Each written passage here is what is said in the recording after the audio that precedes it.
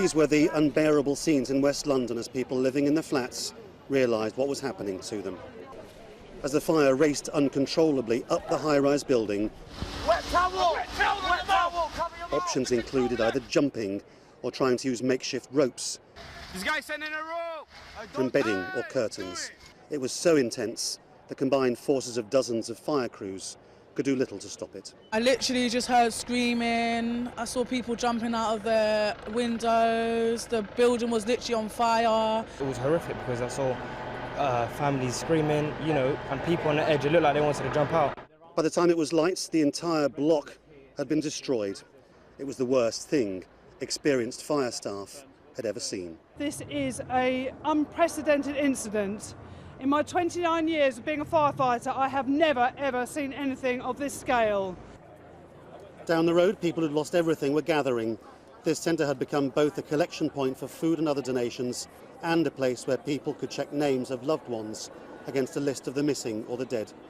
Many were coming back out, inconsolable. I don't want to say anything, but I just want everything to be false, and I just don't want to say anything anyway. The thing that's perhaps most disturbing about this is the speed with which the fire managed to engulf the entire building. Safety regulations in this country are very strict.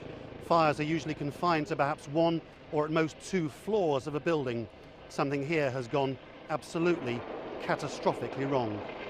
The fire service investigation is bound to focus on repeated complaints from the tower block's residents group about an alleged lack of safety. Recent renovation work was even questioned as being a fire risk. 3.5 months ago, I was watching them coming in with the insulation, and I said to one of the workers, "What are you doing with this insulation? Why are you putting it in the building?" He says, "Oh, it's to keep you cool in the summer and to keep you warm in the winter." And I said, "Is it?" And I said, "Watch this." And I broke off a little piece of it, yeah? I put it on the back of my phone, and then after I put it on the back of my phone, I lit it with my lighter, and I watched that little piece of phone go psst, and I said, "You're putting that in this building, yeah?" There were boilers in some places located next to doorways. So if a boiler caught fire, someone wouldn't be able to exit their property. There were boilers that were located above fuse boxes. There was always the concern there was one stairwell which went down out of the building, just the one. And the fire strategy was to stay put.